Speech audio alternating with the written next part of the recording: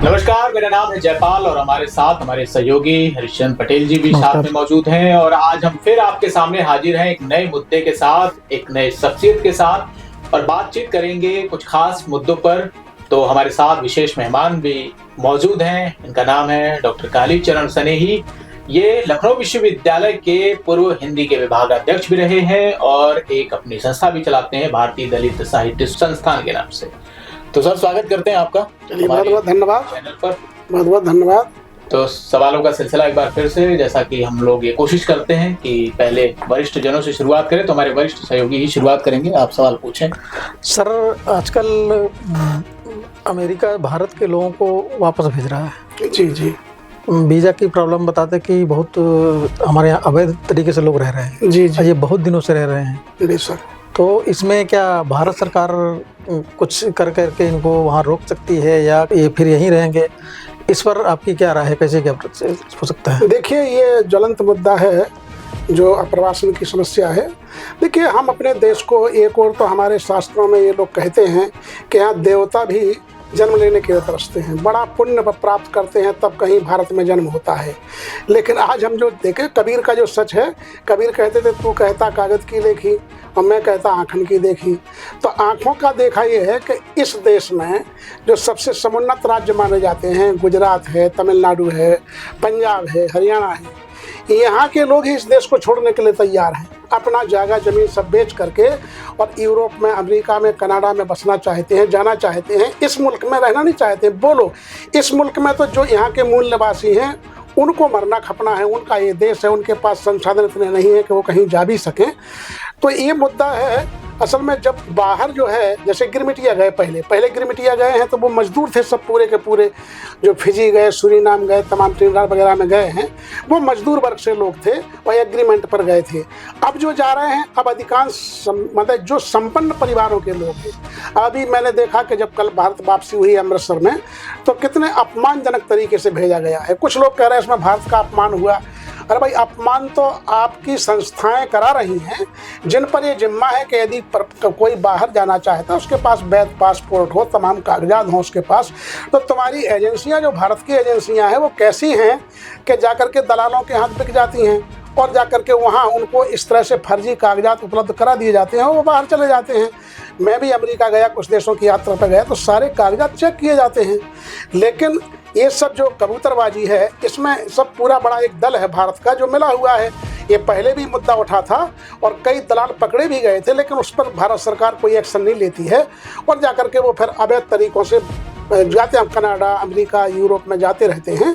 और ये समस्या तो चूँकि आकर्षण बना हुआ है, अमेरिका, यूरोप आकर्षण बना हुआ है, कनाडा आकर्षण, वहाँ डॉलर की चमक उनके पास है। यहाँ जाकर के जो सबसे माने गंदे काम, गलीज काम करते हैं, उनको कोई सम्मान नहीं किसी प्रकार का। वहाँ जाकर के यदि यही काम करते हैं तो सर्वाधिक पैसा उनको मिलता है।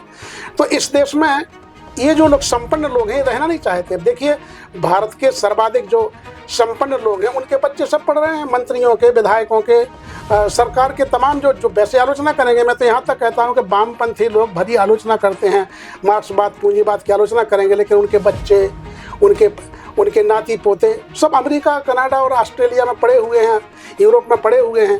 ये मुद्दा ये है कि देखिए, उसने अमेरिका तो अपना एक बनाया है, जैसे कि यहाँ पर हम लोगों ने बनाया हमारा हिंदू राष्ट्र, राष्ट्रीय स्वाभिमान, उसने भी वही मुद्दा उठा लिया है कि अमेरिका फर्स्ट है, अमेरिका ही सब कुछ है। उसने चुनाव में वादा किया था, अपना वादा पूरा कर रहा है। अब भारत सरकार को ये चाहिए था कि कम से कम सम्मानजनक वापसी हो, लेकिन सवाल ये है कि अपराधियों की सम्मानजनक वापसी कैसे हो, ये भी एक बड़ी समस्या है। क्योंकि कोई बड़ा इल्म हासिल करके तो गए नहीं थे, किसी IIT संस्था से, किसी IIM संस्था से, कोई बड़े उसमें नहीं गए थे। सब लोग वो लोग हैं जो मतलब बेलदारी करना थी, जिन्हें कलई पोतना थी, जिन्हें श्रमिक काम करने थे। तो ये सब वो लोग थे। तो उनके पक्ष में भी कोई नहीं खड़ा है, ना सरकार खड़ी है। चुपचाप भारत का मीडिया इसको पचा गया है। नहीं तो अभी और कोई मुद्दा होता तो सब करते। तो ये एक बड़ी समस्या है।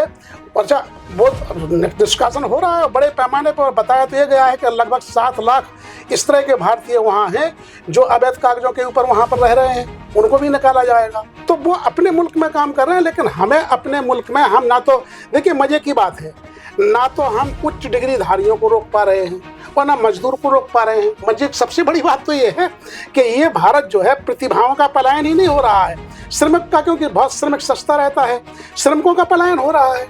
तो दोनों प्रकार से तो भारत में वो ना हमने नेटवर्क स्थापित किया कि हम अपने मजदूरों को सम्मान दे सकें, उचित पारिश्रमिक दे सकें, उनको सम्मान के साथ जीने का हक दे सकें, और जो प्रतिभाशाली लोग हैं उनके साथ भी अन्याय होता है। सर सवाल ये है कि हम विश्व गुरु बनने जा रहे हैं। हाँ जी। ये कहा जा रहा है कि 5 ट्रिलियन इकोनॉमी होगी, भारत दुनिया का सबसे तेजी से बढ़ता अर्थव्यवस्था वाला देश है, पर उसी विश्व गुरु का अगर हजारों लाखों लोग जो है उनको पकड़ पकड़ के धकियाया जा रहा हो, क्या ये दाग है भारतीय डिप्लोमेसी पर? और इसमें विपक्ष की क्या भूमिका है, सरकार क्या कर सकती है, इसके बारे में? देखिए, एक हकीकत है, पलायन तो होता रहा है। एक हकीकत है कि हम अपने यहाँ रोजगार सृजन नहीं कर पा रहे हैं, हम श्रमिकों के लिए, उनके लिए कुशल मजदूरी का प्रबंध नहीं कर पा रहे हैं। तो ये समस्या है भारत की। वो अपने मतलब ना तो मजदूरों को सेव कर पा रहे हैं, अपने मजदूरों को भी उचित सम्मान ना दे करके मजदूर तक को नहीं रोक पा रहे हैं। माने मजदूर हम नाई को नहीं रोक पा रहे हैं, मोची को नहीं रोक पा रहे हैं, बढ़ई को नहीं रोक पा रहे हैं। सारे लोग बाहर जाना चाहते हैं, और IITian हैं जो बड़े बड़े वैज्ञानिक हैं। अब देखिए, नासा में काम करने वाले बताया कि 60% से ज़्यादा हमारे लोग हैं, और वहाँ अमेरिका की सारी जितनी भी IIT कंपनियां हैं सब भारत के लोग संभाल रहे हैं, लेकिन यहाँ उनके लिए उतना मौका नहीं है। तो भारत के लिए ये देखिए, ये विश्वगुरु का तो ये सब करते भागते रहते हैं। असली तो ये है कि भारत भूखा है। 80 करोड़ लोगों को भारत सरकार स्वयं दोनों खाने का टाइम का भोजन दे रही है। तो कौन सा विश्वगुरु है? सारे चेले तुम्हारे विश्वगुरु के भूखे हैं, तुम्हारे खाद्यान्न पर उपलब्ध हैं। किसी को साड़ी, अभी देखिए चुनाव आया, किसी को साड़ी दी जा रही, किसी को चप्पल प्रदान की जा रही, किसी को मटन मीट सप्लाई किया जा रहा है। ये कौन सा देश हमने बना के रखा है? मतलब मामूली पैसे पे आदमी बिक जाए, उसके पास है ही नहीं। तुमने इस देश को गरीब बना करके रखा है। जो मजदूर वोट तो उससे चाहिए, लेकिन उसको शक्ति प्रदान नहीं कर रहे हैं, क्योंकि शक्ति प्रदान कर देंगे, जैसे मैं भी दलित वर्ग से आता हूँ, लेकिन मैंने उच्च शिक्षा प्राप्त की, मुझे मौका मिला और जाकर के मैं उच्च पद पर आया, तो मैं क्यों फंसूंगा? लेकिन लाखों करोड़ों लोग हैं दलितों के, जिनको ना रोजगार है, ना सम्मान है, ना जमीन है, ना दलित रोजगार कर सकता कोई, ना सम्मान, ना होटल खोल सकता, ना चाय की दुकान खोल सकता। जो वर्ण व्यवस्था में व्यवस्था है उसके अनुसार उसको वही कर्म करना है। संविधान ने कुछ मौके दिए थे, वो भी इन्होंने छीन लिए हैं। तो विश्वगुरु तो इनका एक शगुफा है। अरे विश्वगुरु होते तो अमेरिका के लोग यहाँ पढ़ने आते। यहाँ तो ये हाल है, खासकर उत्तर भारत का। उत्तर भारत हिंदी पट्टी को काउ बेल्ट कहते हैं। माने एक देश में ही 2 देश है, एक IITian देश है दक्षिण का पूरा, सारे वैज्ञानिक वहाँ पैदा हो रहे हैं, सारे वैज्ञानिक सोच वहाँ हो रही है। और यहाँ उत्तर भारत जहाँ हिंदी बेल्ट है, बीमारू स्टेट, काउ बेल्ट इसको कहा जाता है। तो ये शर्म महसूस होती है कि हम हिंदी वालों ने, हिंदी का मतलब है हिंदू संस्कार, हिंदी का मतलब धर्मशास्त्र, उसी को ओढ़ना बिछाना। अब देखिए, जितनी भी खुदाई चली सब कुछ हो रहा है, जितने भी तमाम जो सांप्रदायिक फरका परस्ती जो हो रही है, नफरत की जो चीज़ें हो रही, सारी उत्तर भारत में हो रही है। ये देखना पड़ेगा। दक्षिण में इस तरह का कुछ नहीं हो रहा है, इस तरह का। इसी में एक बात और हम जोड़ना चाहेंगे, विश्व गुरु इसलिए कह रहे हैं क्योंकि पहले जो उपराष्ट्रपति थी कमला हैरिस जी, हम सब भारतवासी बड़े इतरा रहे थे कि हमारे ही देश की एक महिला को वहाँ उपराष्ट्रपति बनाया जाए। अभी भी ट्रंप के FBI में जो उपराष्ट्रपति वो भी है, उनके उपराष्ट्रपति की पत्नी भी भारतीय मूल की है। तो हम लोग इतना क्यों उतावले हो जाते हैं, और फिर ये सब चीजें जब होती हैं और हम ट्रंप के लिए हवन भी करते हैं, देखिए इन सब चीजों का क्या असल में क्या दोहरा चरित्र है। जब ट्रंप ने कहा कि मतलब जो है अमेरिका फर्स्ट हर चीज में, तो इनको लगा, और जो मुस्लिम देश, इस्लामिक देश थे, उन पर उसने कुछ तंज कसे और उनको कहा इनको भेजेंगे, वापस भेजेंगे, इनमें कुछ आतंकवादी है, कुछ फलाना है।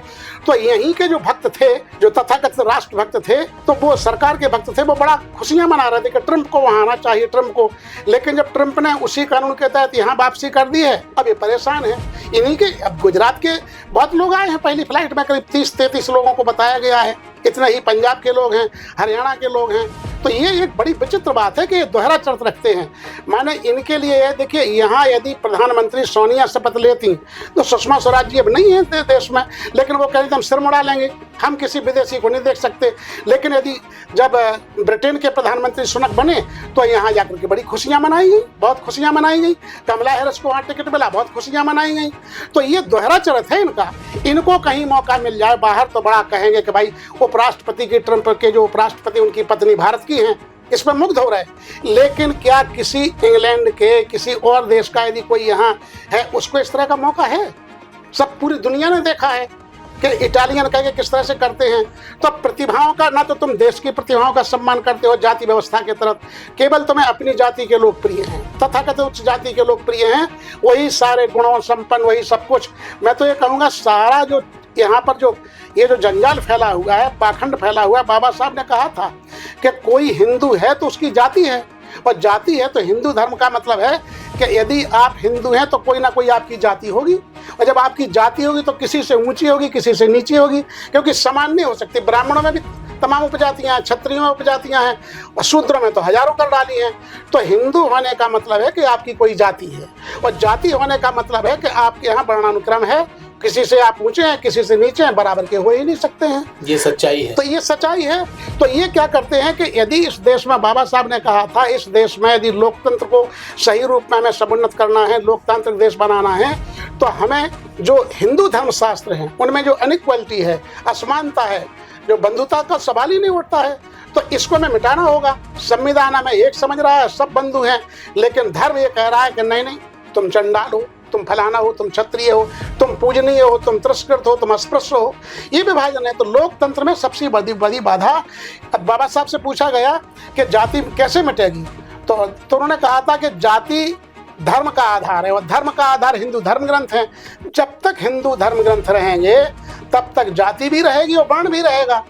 अब ये लोग हिंदू धर्म ग्रंथों के अनुसार हिंदू राष्ट्र बनाना चाहते हैं, हिंदुत्व का परचम लहरा रहे हैं, तो कहाँ रहेगा भाई? हिंदुत्व रहेगा तो फिर उसमें तो माने इक्वलिटी का सवाल ही नहीं, वहाँ तो वर्णाश्रम रहेगा, कोई किसी से नीचा रहेगा, कोई किसी से, सबके कर्म बटे हुए हैं। ये विचित्र बात है। तो ये दोहरे चरित वाले लोग हैं, इनको कहीं लाभ दिखाई देगा तो कहेंगे। देखिए अपने यहाँ कह रहे हैं कि यहाँ से भी भगाइए जो बाहर के लोग हैं, यहाँ आए कौन हैं? बेचारे उन देशों के वे लोग हैं जो वो भी एक तरह से वहाँ के दलित ही हैं, मजदूर पेशा। कोई यहाँ असम से आकर के, कोई रोहिल्ला या कहीं से आकर के यहाँ मैं देख रहा हूँ कचरा की सफाई कर रहे हैं, कचरा ढो रहे हैं, सब कुछ कर रहे हैं। कोई यहाँ IITian नहीं आया है, ये कोई माने सऊदी अरब वाला कोई यहाँ नहीं आया, कोई दुबई वाला कोई यहाँ नहीं आया, मिस्र का कोई यहाँ नहीं आता है। वो कौन से जो हमारे ही मुल्क के जो टुकड़े हुए हैं उनमें से कुछ हैं, या हमारे पड़ोस में नेपाल है, वहीं से गरीब मजदूर है, वो सब यहाँ आए हैं। इन्हीं को ये भगा, तुम्हारे पास भगाना चाहते हैं। ये खुद मजदूरी का काम करेंगे नहीं, सफाई का काम करेंगे नहीं, एक जाति निश्चित कर, गंदगी सब करेंगे, लेकिन सफाई का काम एक निश्चित व्यक्ति करेगा। ये बड़ी विचित्र बात है। तो यहाँ से सर एक सवाल आपसे, संपन्न और गरीब दोनों भारत से बाहर जा रहे हैं, और ये बहुत वर्षों से लगातार जा रहे हैं। बिल्कुल। तो ये आप इसके लिए किसी एक पार्टी की सरकार को या सरकारी तंत्र में इंटरनल विकसित जो व्यवस्था है उसको किसको जिम्मेदार मानते हैं? नहीं देखिए, मैं तो कहूँगा सिस्टम ही यहाँ का है।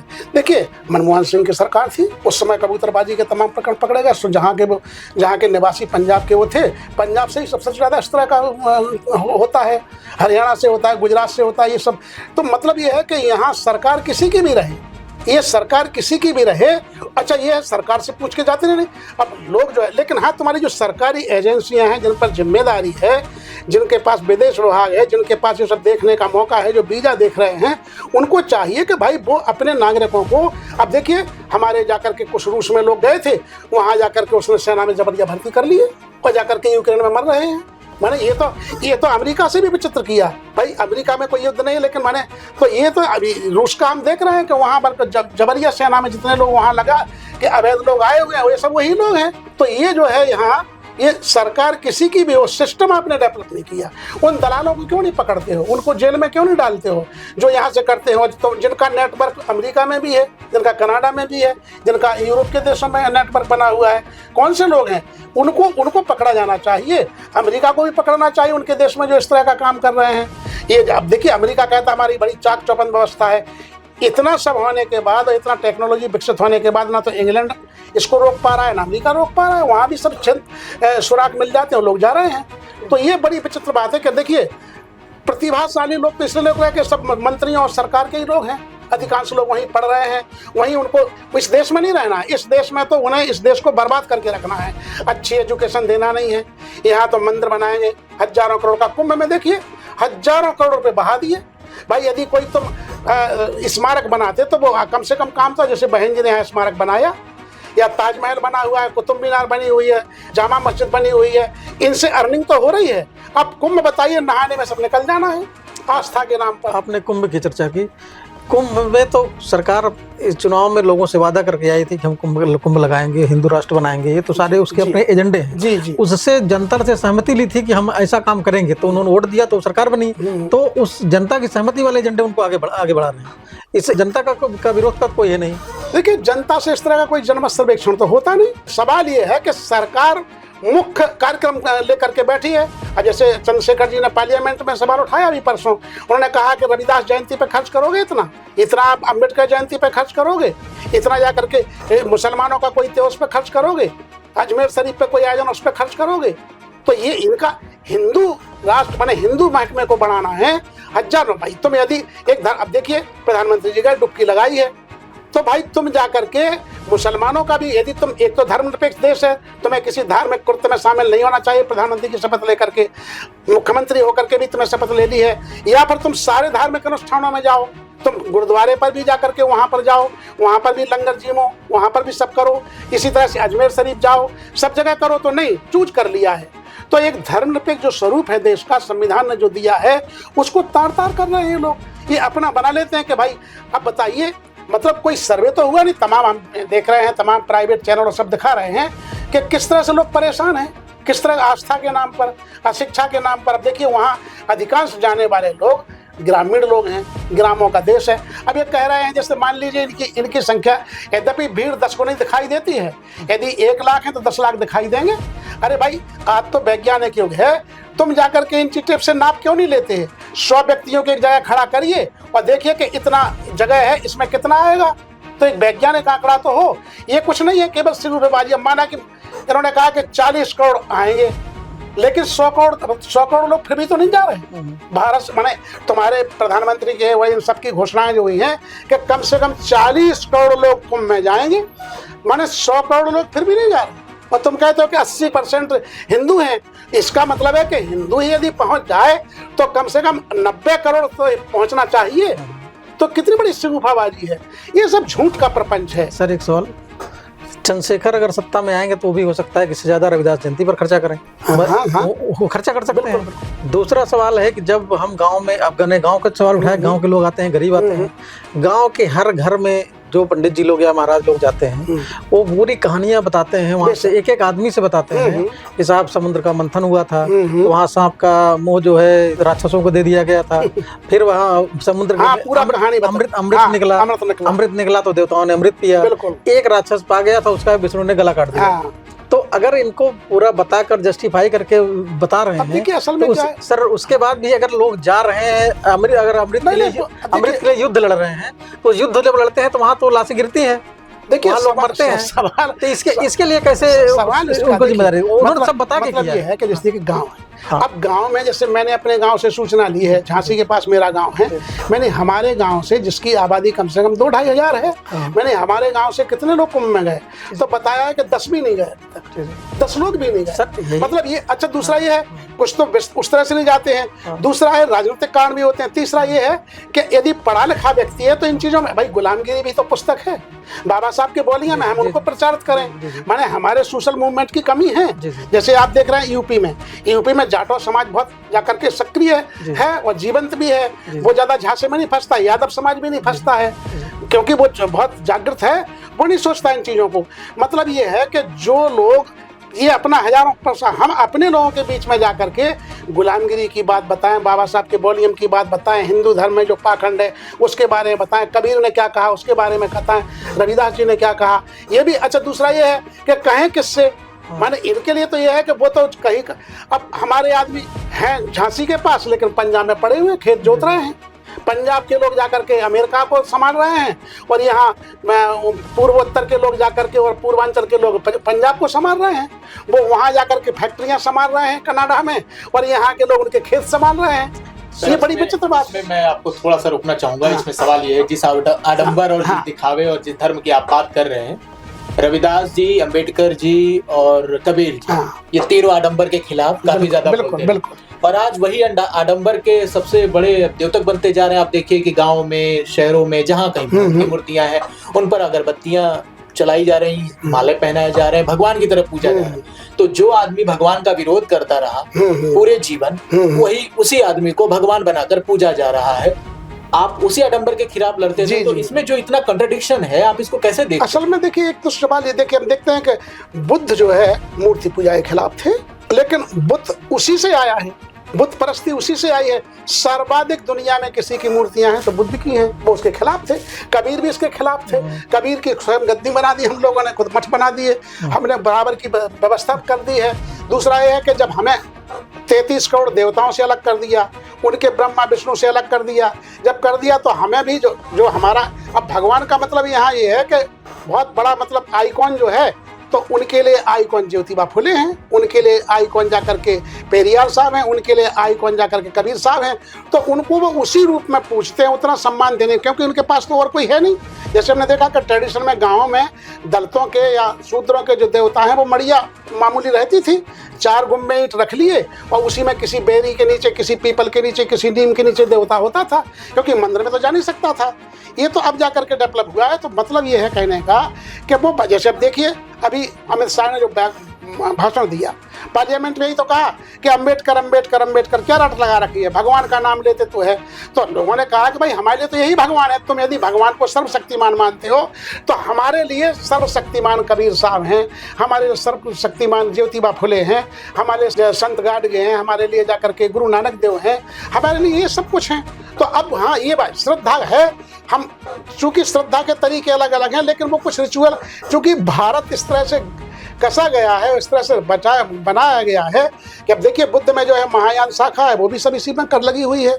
तो ये विचित्रता है। सब लोग यहाँ का एक ऐसा है, कहते हैं कि अध्यात्म यहाँ जो है, धर्म जो है, अम्बेडकरवादी भी अपने रास्ते से भटक रहे हैं। नहीं, भटकने का तो नहीं, आपकी जगह अगरबत्ती पकड़ रहे हैं। नहीं देखिए, असल भटक नहीं, यदि भटक रहे हैं तो ब्राह्मणों को खुश होना चाहिए था कि और ज्यादा इनके मंदिर, इनको अम्बेडकर लगवा, जिसमें कि मूर्तियां वहां जाकर अगरबत्ती लगाते रहे। ये तो उनको खंडित कर रहे हैं। माने उनको ये लगता है कि मूर्ति हो तो केवल मंदिर में हो, अब यदि अगरबत्ती लगे तो केवल मंदिर में लगे, विष्णु के सामने लगे, शंकर के सामने लगे, कृष्ण के सामने लगे, 33 करोड़ देवी देवता उनके सामने लगे। लेकिन पैरेलल ज्योतिबा फुले, कर्पूरी ठाकुर, हम यदि अपने आइकॉन बना करके उनको मूर्ति में स्थापित करते हैं तो अभी ना तकलीफ है। ये मजबूती के साथ तोड़फोड़ भी तो कर रहे हैं। सवाल आपसे यही दोबारा भी था कि हम जो भी किसी के ऊपर आरोप लगाते हैं, आप लगाते हैं या जो भी लगाते हैं, साहब उन्होंने पाखंड फैलाया, झूठ बता दिया और ऐसा कर दिया वैसा कर दिया, उन्होंने तो कभी कोई झूठ की बात नहीं, जितनी किताबों में लिखी है वो पूरी जस्टिफाई करते हैं, 10 बार बताते हैं कि यही है। उसके बाद अगर आप जा रहे हैं तो आपकी समस्या है ना। बाबा साहब ने ये भी कहा था कि मैं जो है व्यक्ति पूजा के खिलाफ हूँ, साफ तौर पर कहा था। तो यद्यपि उनकी दृष्टि में उस समय नेहरू और गांधी थे, उन्होंने कहा कि किसी व्यक्ति को इतना महिमा मंडित मत कर दो कि वो इतना पूजनीय हो जाए कि करके उसको फिर लोकतंत्र कहाँ रहा। तो वो व्यक्ति पूजा के खुद खिलाफ थे। हाँ, ये सही बात है कि चूंकि कृतज्ञता के भाव से उनको जो मनुष्य का दर्जा दिया गया है उनके द्वारा, वो उनको अपना भाव प्रकट करने के लिए करते हैं। लेकिन ये सवाल देखिए, कहीं दूध नहीं चढ़ाया जाता अम्बेडकर को, कहीं जाकर के पूड़ी नहीं खिलाई जाती, कहीं खीर नहीं खिलाई जाती है। वो जाकर के, उनका एक है कि जाकर के वहाँ माल्यार्पण करते हैं, या जाकर के जयंती आती है या परिनिर्वाण दिवस आता है उस दिन करते हैं। बकाया तो अपना उनको ना कोई ढारते हैं, इस तरह के ना, इस तरह का कुछ नहीं होता है कृत्य। हाँ, ये है कि उनको श्रद्धा व्यक्त करने के लिए लोग करते हैं। अब श्रद्धा के तरीके अलग अलग हो सकते हैं। अब चूंकि सब कन्वर्टेड हैं, क्योंकि पहले तो सब इन्हीं का प्रचार था, पहले तो बुद्धिस्ट राष्ट्र था, लेकिन बुद्धों को इन्होंने बाहर निकाल दिया, जो रहेगा उनको ही अपने खोल में ढाल लिया, धर्म ग्रंथों में सब इन्होंने कर लिया, घालमेल कर लिया, बुद्ध की सारी गाथाओं को अपने में ढाल लिया, कर लिया। अब लोग तो वही हैं। माने कल तक जो देवी देवता ढाल रहे थे, उनसे देवी देवता छुड़वा तो समानांतर कुछ चाहिए। साइकोलॉजी मनोविज्ञान के अनुसार उन्हें पैरेलल चाहिए। यदि आप, जैसे मरीज है, यदि वो रोटी नहीं खा रहा है तो सेव फल चाहिए, उसे पेट में तो कुछ चाहिए। तो ये है कि यदि उससे कोई तुमने अपने देवता छीन लिए तो उनको जो मिला है तो सारी कसर, क्योंकि उसका अभ्यास, जैसे हम देखते हैं कि मुसलमान हैं, उनको हमेशा से ही बताया गया है कि भाई बुत परस्ती नहीं करना है। जाकर के हम देखते हैं कि सिख धर्म में है, वहाँ इस तरह का नहीं है, उनके यहाँ कोई मूर्ति नहीं है, उनके यहाँ तो ग्रंथ साहब ही है। उनके यहाँ साहब या परमात्मा या ईश्वर कौन है? गुरुओं की वाणी है, उनके यहाँ वही है, उन्हीं को जाकर के झला जा रहा है, उन्हीं का यशगान हो रहा है, सब कुछ हो रहा है। तो ये है, तो बाबा साहब यहाँ एक आइकॉन के रूप में हैं, उस रूप में वो याद करते हैं। लेकिन यदि इन्हें इससे, ये जैसे ये कहते हैं, कई बार कह देते हैं कि बुद्ध तो हमारे यहाँ अवतार के रूप में है। भाई अवतार के रूप में है तो भाई तुम्हें तो प्रसन्न होना चाहिए, तो उनको फिर तुम जाकर के हमारे बौद्ध धर्म को विकसित करो, जब तुमने अवतार स्वीकार कर लिया, दोहरा चरित्र है। एक और बुद्ध धर्म को नष्ट करने की बातें चलेंगी, बाबा साहब को ऊपरी तौर पर कहेंगे हम मानते हैं। अब जैसे केजरीवाल है, सब जगह भगत सिंह को लगाए थे, बाबा साहब को लगाए थे, लेकिन हनुमान जी का व्रत रखेंगे। ये तो चरित्र है। भगत सिंह जो कि नास्तिक माने जाते थे, उनकी धर्म में कोई रुचि नहीं थी, भगत सिंह की फोटो लगाए हुए, बाबा साहब की फोटो लगाए हुए, और हनुमान, जब जेल से छूट के आओगे तो हनुमान मंदिर जाओगे। अरे तुम्हें चैत्यभूमि जाना था, तुमको महू जाना था, तब बात थी। तो ये चरित्र है इन लोगों का। तो ये एक है, तो यद्यपि व्यवहार में हम देखते, क्योंकि सारे कण जैसे हम लोग हैं, बाबा साहब स्वयं कहते भाई बाबा साहब हिंदू धर्म से ही गए हैं। जैसे हमने देखा कि सबसे पहले बुद्धिस्ट हुए हैं महाराष्ट्र में। महाराष्ट्र के सारे गाने बजाने, सारे हर कुछ, उनकी गीत कव्वाली, उनके सोहर सारे बाबा साहब पर केंद्रित हैं, गौतम बुद्ध पर केंद्रित हैं। उत्तर भारत में भी बहुत जागृति नहीं आई है, तो राम सिया को ये सब करेंगे, दशरथ को करेंगे, सबको करेंगे, क्योंकि इनके पास कुछ है ही नहीं अभी। तो पैरेलल संस्कृति खड़ी करने में समय लगता है। अभी तो ये है कि हम अम्बेडकरवादी हुए हैं, बुद्धवादी हुए ही नहीं। अच्छा, एक सवाल और भी है, जैसे बहुजन तबका जो है, उसमें ओबीसी और SC/ST समुदाय के बीच में थोड़ी टकराव की, जी आप ये मानते हैं, महसूस करते हैं? बिल्कुल बिल्कुल सही है, बिल्कुल टकराव है। क्यों ऐसा हो? देखिए असल में है क्या कि देखिए असल में सवाल ये है कि हम बिहार का सिनेरियो देखें, हम पश्चिमी उत्तर प्रदेश का देखें, हम हरियाणा का देखें, पंजाब का देखें। जो वो आई है आत्मकथा पंजाब की, हमें पता नहीं था कि वहाँ भी गहरा जातिवाद है या छुआछूत जैसी कोई भावना है, लेकिन जब उसमें आया तो उन्होंने कहा कि नहीं, लंगर में भी हमारे लिए परेशानी है, हमसे भी छुआछूत बढ़ती जाती है। यही कारण है कि रबदसिया अलग से ही जाकर के गुरुद्वारे बन गए हैं, विदेश में भी बन गए हैं, सब जगह बन गए हैं। ये बना हुआ है। मतलब ये एक बड़ा, अब देखिए असल में है क्या कि जो शक्ति संपन्न जातियाँ हैं, जिनके पास भूमि है, जिनके पास शक्ति है। अब जैसे जिस गांव में ठाकुर नहीं है और यादव है, तो वहाँ यादव ही ठाकुर के रोल में है। जहाँ कुर्मी है और यादव नहीं है या वो नहीं है, तो वहाँ पर वही उस रोल में है। जहाँ लोध है वहाँ नहीं। मेरे पास एक गांव है, वहाँ कुशवाहा मौर्य लोग बहुतायत में है, ठाकुर नहीं है, वहाँ ब्राह्मण नहीं है, यहाँ तो बहुत कम है, तो वहाँ मौर्यों का शासन चलता है उस गाँव में। वो ये सब कुछ है क्योंकि उनके पास भूमि है। तो सबसे बड़ा अच्छा अत्याचार भी वही करेंगे फिर ठाकुर के रोल में। ठाकुर एक सामंती व्यवस्था की मानसिकता है, ब्राह्मणवाद एक सामंती व्यवस्था की मानसिकता है, जाति। अब देखिए जैसे माना कि यादव है, अब यादव, अब बुंदेलखंड में तमाम पूरा का पूरा क्षेत्र जो है निरंजन कुर्मी बाहुल्य है, लोधी बाहुल्य है और यादव बाहुल्य है। तो सारे जगह अत्याचार जब होंगे तो यादवों के द्वारा दलितों पे होंगे, क्योंकि वहाँ पर कुर्मियों के द्वारा होंगे। जाटों के द्वारा पंजाब में अत्याचार होता है। जाट जो सिख हैं वहाँ, वो जाकर के जट सिख कहलाते हैं, वो जाकर के वहाँ के जो रमदसिया हैं, अब मिर्चपुर कांड हुआ था, ये हरियाणा वगैरह में कांड हुए हैं तमाम। ये कौन लोग हैं? वहाँ ठाकुर नहीं है, लेकिन जाटों के द्वारा सारे कृत हुए हैं। भूमिहार और जाकर के कुर्मी बहुत संपन्न है बिहार में, वहाँ बड़े बड़े जितने कांड हुए, बेलछी कांड से लेकर के, वो कुर्मियों के द्वारा हुए हैं और लोगों के द्वारा हुए। ओबीसी की जातियां ज्यादा संपन्न है जी, वो दलितों पर अत्याचार, हाँ बिल्कुल टकराव। नहीं असल में है क्या कि जहाँ मैं तो ये कह रहा हूँ कि जैसे कोई गांव ऐसा है जहाँ जाटों का बाहुल्य है, तो जाटों भी उसी रोल में रहेगा। यदि कोई वहाँ ब्राह्मण के 2 घर हैं तो उसको भी 2 दर्जे का बन के रहना पड़ेगा, क्योंकि वहाँ जैसे मैं अपने गांव का उदाहरण दूं, मेरे गांव में ब्राह्मण की 1 बाखर है केवल, पहले 2 थी, अब जाकर के 1 बाहर चले गए हैं, 1 बाखर है। यादव बाहुल्य है मेरा गांव। तो ब्राह्मण जो महाराज जी हमारे यहाँ के हैं, उनको बहुत दयनीय स्थिति में रहते हैं, सबसे हाथ जोड़ के निकलते हैं, बहुत बुरा हाल है। ठाकुर कोई है नहीं, यादवों का दबदबा है चूंकि वो क्षेत्र के सब कुछ है। लेकिन बगल में ही एक गांव यादवों ठाकुरों का है, वहाँ ठाकुरों का दबदबा है, वहाँ यादव 2 दर्जे के, उनको दगुआ कहा जाता है, उनका कोई मूल्य नहीं उनके लिए। तो ये जो है अनुकरण करते हैं। वो श्रीनिवासन का अनुकरण का सिद्धांत भी है कि आप यदि भूमिपति हैं तो भूमिपति के आपके पास पूंजी के ऐप भी तो आएंगे। आप जैसे ज्ञानी हैं तो ज्ञान के पास साइंटिफिक टेम्परामेंट आएगा, लेकिन यदि आप सामंत, आपके पास जमीन है, आपके पास सारे असले हैं, सब कुछ हैं, तो जो बुराइयां हैं उसकी वो भी तो आपके साथ आएंगी, और बुराइयां आएंगी तो गुस्सा किस पे निकालोगे? जिसके पास नहीं है। तो ये बड़ी समस्या है। एक साहू जी महाराज की स्मृति मैंने पढ़ा था, उसमें कहीं लिखा है कि वो जब कहीं बाहर जाते थे या लोगों से मिलते थे तो ये बताते थे कि लोग हमारे पास आकर कहते हैं कि हमारे पास भी, हम विष्णु के अवतार हैं, हमारे पास विष्णु का अंश है। तो उन्होंने कहा कि मैंने ये महसूस किया है कि जिसके अंदर जो भी अपने से छोटे लोगों को परेशान करता है, सताता है, वो तभी सताने की स्थिति में आता है जब उसके अंदर विष्णु का अंश आ जाता है। और वो अगर वो अंश जब तक नहीं आएगा तब तक वो समता की भावना पे चलता है। तो होता है। दूसरा आपने कहा कि हम अम्बेडकरवादी बन पाए हैं, विष्णुवादी बुद्धवादी नहीं बन पाए। तो इस दोनों के बीच का गैप एक जरा हमको समझाइए। देखिए, असल में जैसे हम देखते हैं, माननीय कांसी साहब राम साहब ने अपने परिनिर्वाण के पहले घोषणा की थी कि मैं जाकर के बौद्ध धर्म स्वीकार करूंगा, लेकिन वो नहीं कर पाए। बहन मायावती भी कहती है कि बौद्ध धर्म स्वीकार, इसका मतलब है कि बौद्ध रीति से सारे उनके परिवार के कार्यक्रम बौद्ध रीति से होते हैं, लेकिन घोषित रूप में वो बुद्धिस्ट नहीं है। अब देखिए, कहा जाता है कि माने 1 पॉइंट भी माने बुद्धिस्ट नहीं है। यदि उत्तर प्रदेश के पश्चिम के जाटव और जाकर के एससी के लोग ही बुद्धिस्ट बन जाएं, तो कम से कम 2-3 करोड़ लोग तो उत्तर प्रदेश से ही हो जाएंगे बुद्धिस्ट। तो आंकड़ा बढ़ जाएगा जनसंख्या का। है ही नहीं ये सब मामला।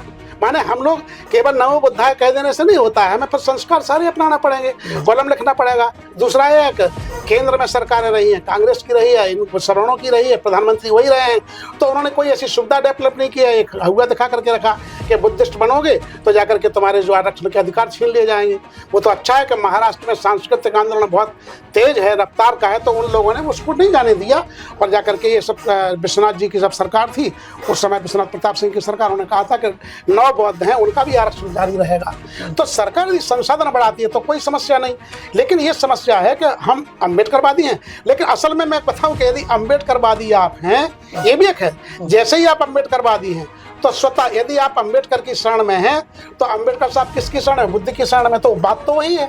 यदि कोई बहुत मामूली कार्यकर्ता किसी गांव में सपा का कार्य करता है, बीएसपी का कार्य करता है, भाजपा का कार्य करता है, तो वो प्रदेश लेवल पे उसका जो अध्यक्ष है उसकी शरण में है, देश लेवल पे जो देश का अध्यक्ष है उसकी शरण में आपके आप है। तो यही है कि यदि आप बाबा साहब की शरण में हैं तो बुद्ध की शरण में स्वतः है, क्योंकि बाबा साहब किसकी शरण में है? अब बाबा साहब ज्ञान की शरण में है, ज्ञान की शरण में है, विज्ञान की शरण में है। और विज्ञान ज्ञान के नजदीक कौन सा धर्म है? बौद्ध धर्म है। ये तो समस्या है कि यदि आप अम्बेडकरवादी बन जाते हैं तो सारे कर्मकांडों से निकल जाएंगे। ये अम्बेडकरवाद जो है, ये क्योंकि बाबा साहब ने जब धर्म स्वीकार किया बौद्ध धर्म, तो उन्होंने भी ऐसे कंडीशनल स्वीकार किया। वहाँ के लोगों ने कहा था ये भी एक नया यान हो गया, भीमयान।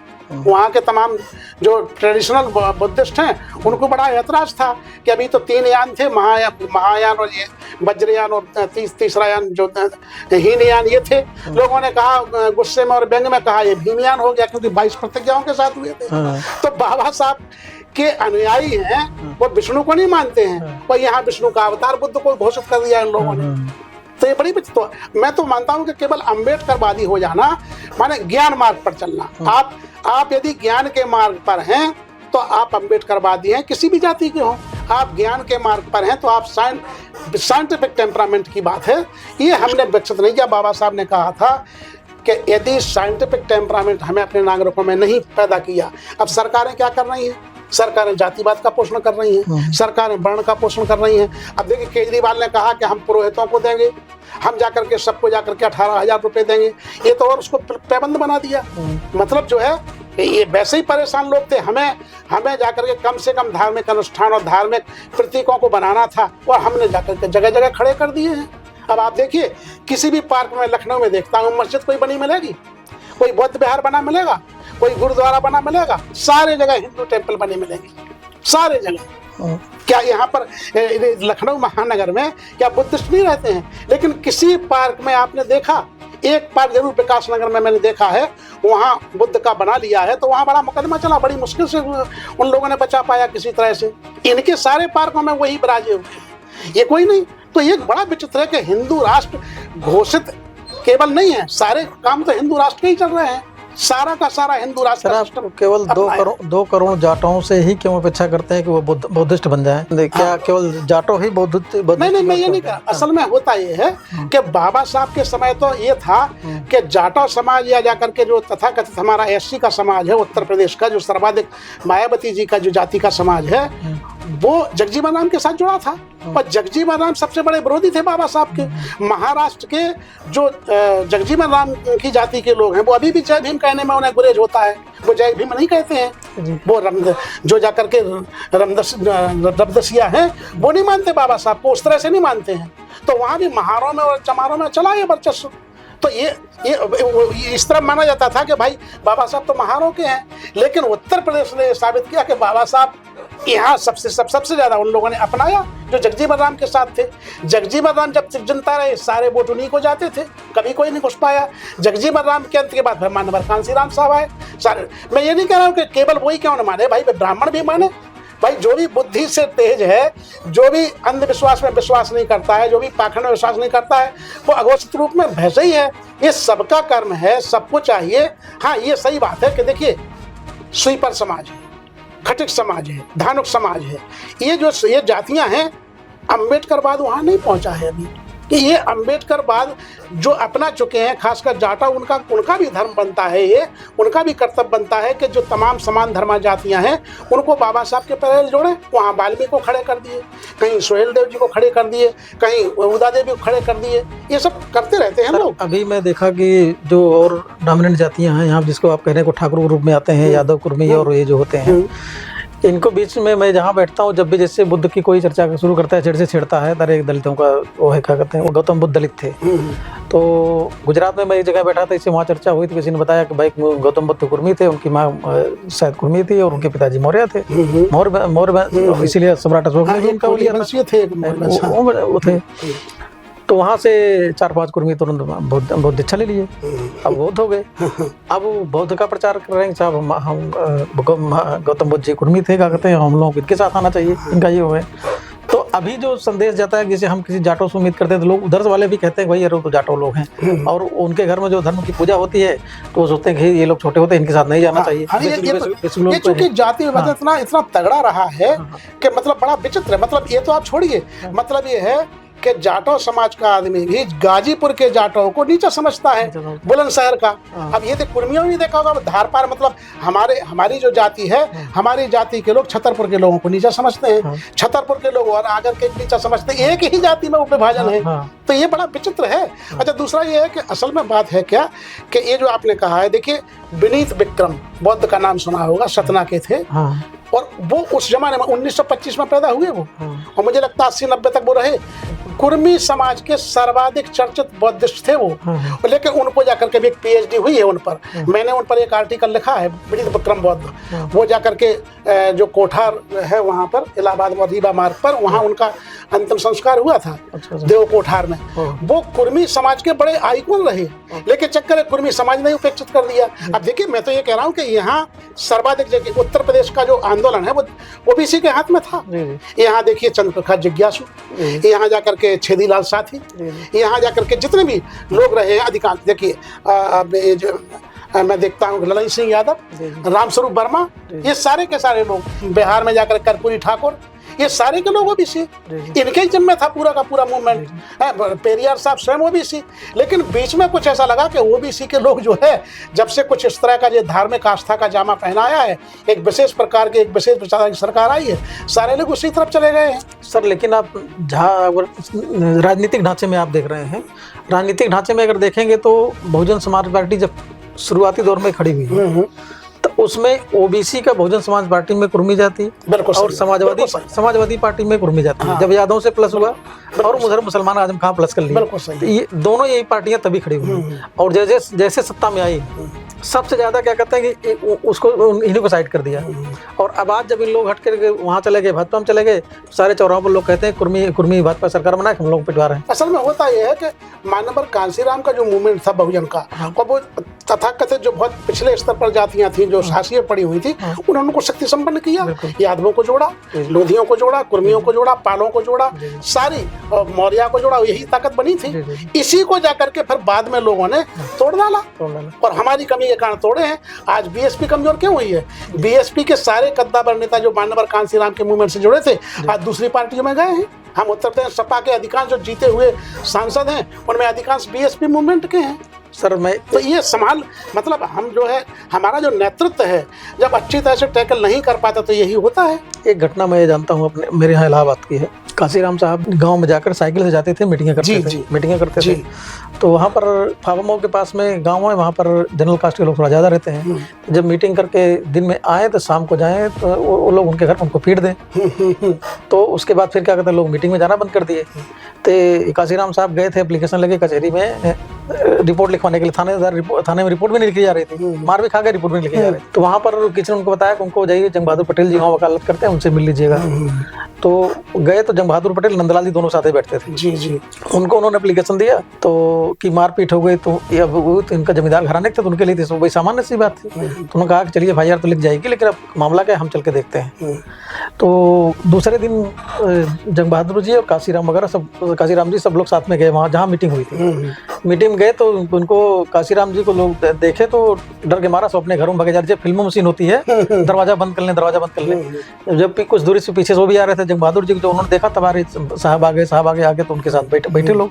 तो कहें क्या हुआ था, फिर पूरी मीटिंग हुई, बड़ा पूरा मजमा लग गया, मीटिंग हुई। उसके बाद कोई न मारपीट हुई, न घटना हुई। फिर लोगों ने लगातार मीटिंगें शुरू करके धीरे धीरे वहाँ लोग फिर उधर जुड़ गए। जोखूलाल यादव जुड़ गए, एक मुसलमान नेता थे जो है मंत्री बने थे, वो जुड़ गए। तो मुसलमान यादव कुर्मी इकट्ठा हो गए, पूरी सेना खड़ी हो गई। सोनिया पटेल साहब देखिए उसी मूवमेंट से जुड़े थे, पूरी सेना खड़ी हुई। यहाँ पर देखिए उत्तर प्रदेश के अधिकांश, लेकिन जैसे ही बसपा सत्ता में आई, सबसे पहले उसने जंग बहादुर को ठिकाने में लगाया। जी पहला टारगेट जंग बहादुर पटेल हुए, जो बिल्कुल जमीन से शुरू करके अपने घर उन्होंने दिया, तो उस घर में पार्टी का ऑफिस था। बिल्कुल। तो उस बात है कि लोग नेतृत्व के द्वारा गलतियां, तो जो पार्टी का जो नेतृत्व कर रहे हैं, जैसे BSP में बहन मायावती जी नेतृत्व कर रही हैं, तो कुछ कमियां रही हैं जिसके कारण के पार्टी से सारे कद्दावर लोग निकल गए हैं। राजनीति की अपनी मजबूरियां हो सकती हैं, लेकिन जब सारे कद्दावर लोग निकल जाएंगे, जैसे स्वामी प्रसाद मौर्य बहुत कद्दावर रहे हैं, उनका कोई सानी नहीं था, उत्तर प्रदेश नंबर 2 के थे। मतलब लोग कहते थे, मैं उनसे जुड़ा हुआ था, लोग कहते थे कि भाई ये है, इस पार्टी में तो केवल जाटों का वर्चस्व है। तो मौर्य जी ने मुझसे कहा था कि स्नेही जी मैं तो जाटो नहीं हूँ, आप बताओ मेरा कद क्या है। तो मैंने साहब नंबर 2 है आपका कद। तो बोले भाई मैं जाटो तो नहीं हूँ। तो मैं निरंतर हो गया। तो ये हाल था कि नेतृत्व में जब लोग थे तो कुछ गलतियां हुई हैं दोनों तरफ से। जो बाहर गए हैं उनसे भी गलतियां हुई, भाई कोई गलती तो हुई होगी, तभी तो कोई नहीं निकला। जैसे हम देखते हैं कितना भी हम कुछ कह लें, कितने भी लांछन लगा लें, लेकिन आखिरकार सतीश मिश्रा जी वहाँ टिके हुए हैं। लोग कुछ भी कह लें, लेकिन दूसरे लोगों के अंदर भी महत्वाकांक्षा थी। यद्यपि जाकर के जहां गए हैं वहां ऐसा नहीं कि उनके लिए पलक पावड़े बिछाए जा रहे हों। अब देखिए तमाम बड़े बड़े नेता कांग्रेस में, देखिए मध्य प्रदेश से सिंधिया जी गए हैं भाजपा में, तो क्या उनके लिए पलक पावड़े बिछाए जा रहे हैं? कम से कम कांग्रेस में राहुल के बाद उनका नंबर आता था, लेकिन आज क्या हालत है, चाहे किसी को देख लीजिए। तो यदि कुछ नेता इस लालच में थे, मौर्य जी ने भी भाजपा जाके देख लिया, सपा में जाकर के देख लिया। आप जिस भी में जाओ, जो सुप्रीम होगा उसको आपको करना पड़ेगा। इस तरह का राजनीतिक चरित्र है भारत का कि जो सुप्रीम है वहां उसको मानना पड़ेगा आपको, पर नहीं मानोगे तो आपको कोई दर्जा नहीं दिया जाएगा। तो कुछ लोग इसमें रहते हैं कि अरे हमें तवज्जो नहीं दी जाती, हमें कुछ, जैसे मेरे कुछ कार्यकर्ताओं से मैं जुड़ा हूँ BSP के, मैंने कहा भाई तुम BSP से क्यों छिटक गए हो? बोले बहन जी की सरकार आती है तो हमें कोई तवज्जो नहीं देता। अब बहन जी की सरकार नहीं है, मैं उनसे पूछता हूँ अब जाकर के आपकी मुलाकात योगी जी से होती है, माननीय मोदी जी से होती है? जाते हो, बुलाते हैं तुम्हें घर पे? अरे बोले साहब कौन बुलाता है? तो मैंने अपने ही घर में ठीक थे। अरे भाई, तो ये एक विचित्र हाल है। उनको महत्वाकांक्षा रहती है, कुछ प्रलोभन रहते हैं, तो ये सब चरित्र देख रहे हैं। हाँ, ये सही बात है कि टिका रहना चाहिए। यदि आपकी चाहे एक व्यक्ति ही हो, टिके रहोगे तो जैसे अब देखते हैं कि जो टिका रहा उसको कुछ ना कुछ लाभ मिला, लेकिन आप पार्टी स्वार्थ में छोड़ोगे। मैं ये भी कहता हूँ कि BSP का मान्यवर कांसी राम का जिसने कैडर लिया, वो किसी भी दल में पहुंच जाए, वो फिट नहीं हो सकता। मान्यवर साहब कहते थे कि हमने जो मशीन तैयार की है इसका पुर्जा किसी पार्टी के पास नहीं है। जहां जाएगा वहां पर अपना दिमाग लेके जाएगा, मूवमेंट लेके जाएगा, वहां नहीं खप पाएगा। हम देखते हैं कि दिल्ली में आपसे जुड़े थे गौतम साहब, राजेंद्र गौतम जी, वो नहीं खप पाए। यहाँ जाकर के देखिए आप, जितने भी माननीय मौर्य जी नहीं खप पाए। जो भी बाहर जाएगा या तो एकदम चुप रहेगा, गुलाम रहेगा। यदि गुलाम ही रहना था, चुप्पी ही साधना थी, तो जहां थे उसी में पड़े रहते। हो सकता है उनकी आवश्यकता पार्टी को भी विशेष रूप, भाई आपको भी तो ये बताना पड़ेगा हम आपके लिए उपयोगी हैं। देखिए किसी भी, कोई ऐसे नहीं छोड़ देता आपको, कोई ऐसे नहीं भगा देता है। हमारा बच्चा है यदि उसमें कोई कुछ काबिलियत ना हो, लेकिन यही का बुढ़ापे में सहारा देगा, तो अभी हम उसको रखेंगे भैया कम से कम बच्चे योग्य तो निकल गए बाहर, आखिर बुढ़ापे में यही काम देगा। तो जो नेता है उसको ये बताना पड़ेगा कि तुम पार्टी के लिए कितने महत्वपूर्ण हो। यदि तुम पार्टी के लिए महत्वपूर्ण, अपने लिए महत्वपूर्ण तो कोई बात नहीं, लेकिन पार्टी के लिए यदि आप महत्वपूर्ण नहीं हो, जैसे आपने देखा अमेरिका के राष्ट्रपति ने कहा था कि सवाल इसका नहीं है कि अमेरिका ने तुम्हें क्या दिया, तुम सोचो कि अमेरिका को क्या दे सकते हो, इसलिए अमेरिका बना। अमेरिका के राष्ट्रपति ने कहा था कि सवाल इसका नहीं है कि अमेरिका ने आपको क्या दिया, सवाल इसका है कि इस महान देश को आपने क्या दिया। तो सवाल ये भी है कि जो बीएसपी किसी भी दल से जा रहे हैं उन्होंने उनको क्या दिया, लिया बात नहीं है। जैसे हम देखते हैं शिंदे जी अलग हुए हैं उससे, शिवसेना से। अब शिवसेना में बताते हैं वहाँ उनके लोग के बहुत मामूली मतलब वो कार्यकर्ता थे और जाकर के उनको जाकर के उठे वहाँ से। तो अब ये आपको ये देखना पड़ेगा कि आपने क्या, आपने यदि कहीं से कुछ लिया है तो आपका धर्म बनता है कि उस पार्टी को यदि आपत में है, विपत्ति में, उसके साथ रहें।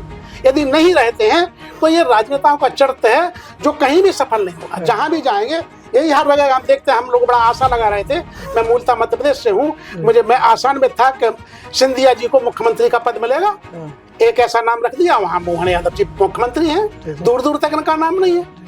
तो जिस आशा से भागे थे वहां तुमको शपथ दिलाई जा रही, दिलाने के लिए थे कि नहीं रहेंगे तो हम ये कर देंगे, जाकर के क्या वहां शपथ ग्रहण कर ली, अब कहीं जा भी नहीं सकते हो। यदि आप यही करोगे तो फिर तुम्हें पता है कि किस तरह से उसका नाम बदनाम हो जाता है। ये बड़ी विचित्र बात है, तो भारतीय राजनीति की त्रासदी है। आपके पास अथाह ज्ञान है और ये संवाद भी काफी लंबा चलेगा, लेकिन हमारे पास समय की बाध्यता है और हम कोशिश करेंगे कि और भी मुद्दों पर आपसे इसी तरह लगातार क्या हमारे दर्शकों का भी ज्ञानवर्धन होता रहे, क्योंकि आपके पास जो भंडार है उसका लाभ मिले। तो सर, इस वार्तालाप को, इस संवाद को यही विराम देना चाहेंगे और इसी के साथ आपका शुक्रिया भी अदा करना चाहेंगे कि आपने अपना बहुमूल्य समय दिया। और फिर मिलेंगे किसी और शख्स के साथ, मैं भी और मुद्दे के साथ। जी, मैं भी आप दोनों को भी बहुत शुक्रिया कि आपने अपने महत्वपूर्ण चैनल से, जो बहुजनों का महत्वपूर्ण चैनल बन रहा है, बल्कि मैं तो कहूँगा जो भी संविधान में आस्था रखने वाले हैं सब इसे सुनते हैं, समझते हैं और आपका मैसेज जाता है और आप सचमुच में भारतीय लोकतंत्र को मजबूत करने वाला काम कर रहे हैं। क्योंकि आप यदि साइंटिफिक टेम्परामेंट को फैलाएंगे, आप अंधविश्वास को हटाएंगे, कुरीतियों को हटाएंगे, तभी तो देश मजबूत बनेगा। ये महत्वपूर्ण काम जो आपके जो सरकार को काम करना चाहिए था कि हम साइंटिफिक टेम्परामेंट करें, वो अंधकार, अविश्वास, इस तरह का नफरत का बीज बो रहे हैं। लेकिन आप लोग अपने संसाधनों से इस देश को, क्योंकि हर नागरिक का योगदान है, तो ये बहुत महत्वपूर्ण योगदान आप दे रहे हैं। मेरे भी कुछ विचार थे, मेरे विचारों से सहमति असहमति हो सकती है, लेकिन मैंने जो अनुभव जुटाए हैं उनको मैंने आपके बीच में रखा है। सहमति असहमति हो सकती है, लेकिन मैं ये कहूँगा कि फिर भी डॉक्टर अंबेडकर का रास्ता संविधान का रास्ता है और संविधान का रास्ता लोकतंत्र को पुख्ता करेगा, मजबूत करेगा, अखंड भारत को यही करेगा और यही ज्ञान के क्षेत्र में ले जाएगा। क्योंकि अब देखिए, सबसे बड़ी विडंबना क्या है कि यहाँ कोई बुद्धिस्ट है तो मतलब वो दलित है, जबकि माने बुद्धि आपके पास है, आप ज्ञान के मार्ग पर हैं, आप शील के मार्ग पर हैं, आप अष्टांग के मार्ग पर हैं, तो आप दलित। ये बड़ी विचित्र बात है, दुनिया में ऐसा कहीं नहीं है। यदि आपके पास ज्ञान हो, आपके पास साइंटिफिक टेम्परामेंट हो, आपके पास कूपमंडूकता नहीं हो, आप शील हो, आपके पास ये सारी के जाके प्रज्ञावान, ज्ञानवान, मेधावान आप हैं, तो दलित हैं। तो मैं तो कहूँगा कि दलित जातियाँ और तथाकथित शूद्र जातियाँ जो श्रम से जुड़ी हैं, सचमुच में ज्ञान परंपरा के लोग हैं। देखिए, ज्ञान परंपरा में कबीर रहे, रैदास रहे, ये चोखा मेला रहे, तो ज्ञान तो हमारे साथ रहा। हमारे पुरखों को स्कूली ज्ञान भले नहीं, लेकिन दुनिया का ज्ञान आया था और उसी ज्ञान परंपरा को आप विकसित कर रहे हैं। मेरी बहुत अनंत शुभकामनाएं। फिर किसी मौके पर आप मेरे पास मेरे विचारों को करेंगे तो मैं बहुत शुक्रिया अदा अभी भी करता हूं और आपके दर्शकों को भी सादर जय भीम, जय भारत। इसी ज्ञानशील एकता के साथ संविधान और उसके महत्व को समझते हुए हम आपसे विदा लेते हैं और फिर मिलेंगे। तब तक के लिए नमस्कार।